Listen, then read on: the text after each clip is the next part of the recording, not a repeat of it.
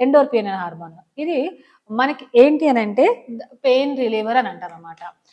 మనకి చాలామంది ఏం చేస్తూ ఉంటారంటే ఎక్సర్సైజ్ చేస్తూ ఉంటారు కదా! వాళ్ళు ఎక్సర్సైజ్ చేసే వాళ్ళని గమనిస్తూ ఉండండి. వాళ్ళు కొంచెం కొంచెం యాక్టివ్‌గా ఉంటారు.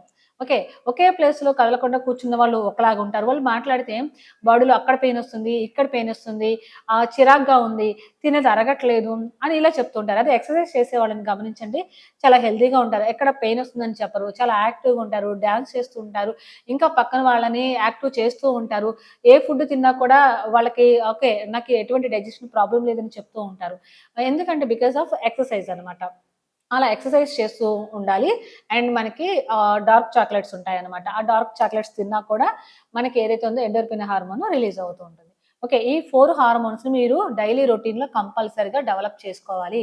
ఎందుకంటే అలా డెవలప్ చేసుకుంటూ ఉండడం వల్ల మీరు ఏదైతే ఉందో మీకు డోపమైన్ అంటే హెల్తీగా, హ్యాపీగా ఉండాలన్నా, డైలీ అందరితో ప్రేమగా ఉండాలి అన్నా, మన మూడ్ స్వింగ్స్ అనేవి రాకుండా మనం కంట్రోల్‌గా ఉండాలి అన్నా, ఏ విషయానికి బాధపడకుండా ఉండాలి అన్నా కూడాను మనకి హార్మోన్స్ చాలా ఇంపార్టెంట్.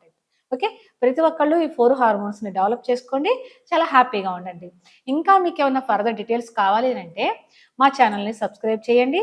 కింద స్క్రీన్ మీద స్క్రోల్ అవుతున్న నా నంబర్‌కి కాల్ చేయండి. అండ్ మీ ఏవైతే ఉన్న అభిప్రాయాలని కామెంట్ రూపంలో తెలియచేయండి. Thank you so much.